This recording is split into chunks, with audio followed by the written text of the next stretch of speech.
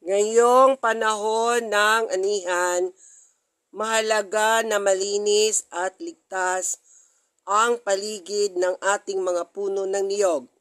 Kaya naman gamit ni Habi ang dalawang herbicide, Raider at 2,4-D, upang mas epektibo mapuksa ang mga matataas na damo at malalapad na dahon na nakasagabal sa aming farm.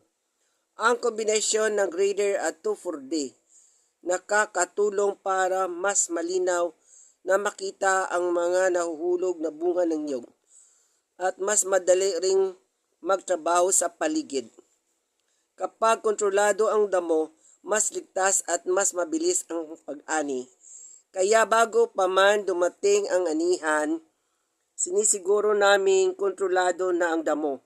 Dahil kapag maayos ang paligid, mas maayos, mas ligtas at magginhawa ang pag-ani. Thanks for watching, guys!